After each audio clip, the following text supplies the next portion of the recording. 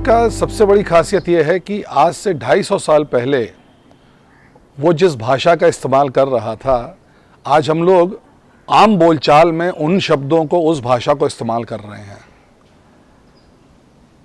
मीर ने उर्दू लिपि में लिखा, इस तथ्य को नकारा नहीं जा सकता है, लेकिन भाषा उसकी उर्दू थी, हम तो कतई नहीं मानते हैं। वो हिंदुस्तानी बोल रहा था, वो हिंदुस्तानी बोल रहा था आज जिस पे बॉलीवुड का सारा व्यापार चल रहा है। आज उत्तर भारत में हम वो भाषा बोल रहे हैं जो मीर अपने दीवान में लिख गया है। उसका एक ही एग्जाम्पल लें, एक दो एग्जाम्पल लेते हैं। वो लिख रहे हैं, शायद किसी के दिल को लगी उस गली में चोट, मेरी बगल में शीशा ए दिल चूर हो गया। शायद किसू के दिल को लगी, ये किसू उर्दू का है या हिंदी का है, या ये लोक में जैसे हम लोग शब्दों को बदल रहे हैं, या ये जो मीर लखनऊ में रहे और अवधी में जिस तरह से शब्दों को से उनकी तीव्रता हटा लेते हैं, तो किसी को हटा के मीर ने उसे किसू को कर दिया।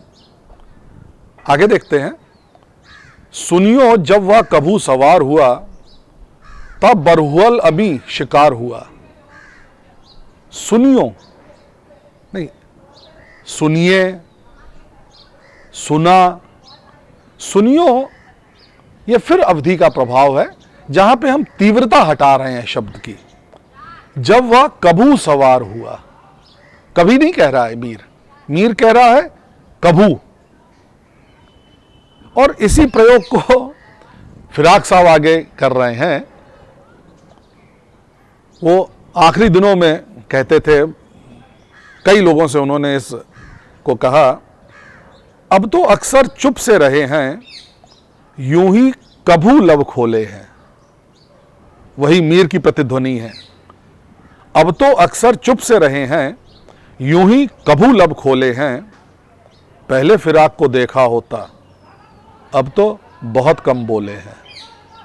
अब ये जो फिराक साहब का हम शेर पढ़ रहे हैं या मीर के पढ़े, उसमें कितने शब्द उर्दू के हैं, जिसे हम उर्दू कहें या अरबी या फारसी कहें, नहीं, ये हिंदुस्तानी भाषा में ये सारा साहित्य रचा जा रहा है।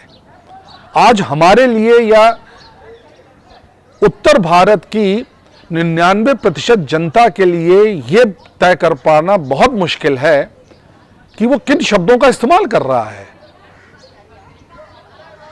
हम शब्द बोलते समय लिपि नहीं ध्यान में रखते हैं, हम शब्द बोलते समय शब्दकोश, डिक्शनरी ध्यान में नहीं रखते हैं। जो हमारे इर्द गिर्द जो शब्द बिखरे हुए हैं, जिनसे हम रोज हमारी वाकफियत हो रही है, उनसे साक्षात्कार हो रहा है, उन्हीं शब्दों को हम इस्तेमाल कर रहे हैं। तो आज हम लोग कविता हो या साहित्य हो, हाँ, उसका अगर एक तरह से लिखा जा रहा है तो वो गजल हो जाएगी, वो शेर हो जाएगा। दूसरे मीटर में लिखा जाएगा तो वो दोहा हो जाएगा, चौपाई हो जाएगी। अब फिराक साहब का ही है। फिराक साहब के मतलब हम चंद शेर इसी एग्जाम्पल के लिए दे रहे हैं। तुम मुखातिब भी हो करीब भी, तुमको देखें कि तुमसे बात करें। कोई आया ना आएगा लेकिन क्या करें, गर इंतजार ना करें। ये शेर है और उन्हीं के दोहे हैं फिराक साहब के ही। मैं यूं माला माल हूं जैसे ज्ञान से वेद, मेरे घर आया कोई जैसे मन में भेद। जग के आंसू बन गए निज नयनों के नीर, अब तो अपनी पीर भी जैसे पराई पीर। जहां दोहे हैं वहां पे पीर शब्द है, पीड़ा नहीं है। जग के आंसू बन गए निज नयनों के नीर, अब तो अपनी पीर भी जैसे पराई पीर। और जहां पे जिन्हें हम कह रहे हैं शेर, वहां पे भी हिंदी के शब्द हैं। तुम मुखातिब भी हो करीब भी, तुमको देखें कि तुमसे बात करें। तो क्या शेर को अरबी या फारसी में ही लिखना है? जब तक शेर और शायरी अरबी फारसी तक सीमित रहे, जिन लोगों ने अपने को रखा, आज उन्होंने बहुत अच्छा साहित्य लिखा होगा। खुसरो की बहुत अच्छी रचनाएं हैं फारसी की। मन कुंतो मौला हम लोग सुनते हैं, लेकिन उसको सही से उसका रसास्वादन नहीं हो पाता है, उसका जो रस है उसको अप्रिशिएट नहीं कर पाते हैं। जबकि खुसरो जो लिख गए हिंदुस्तानी में, वो आज तक गाया जा रहा है।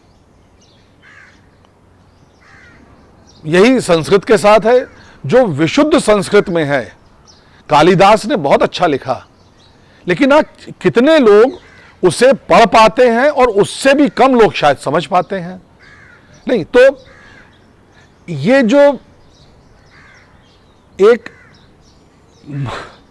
आग्रह है शुद्धता का, ये नितांत गैर जरूरी है। भाषा में शुद्धता नहीं, भाषा में प्रवाह चाहिए। आज जिसे हम गंगा कह रहे हैं, वो किसी एक नदी से नहीं बना है, उसमें तमाम नदियां आके जुड़ रही हैं, तमाम प्रवाह, बहुत सारा जल आके मिल रहा है, तब गंगा उस विशाल रूप में आ रही है।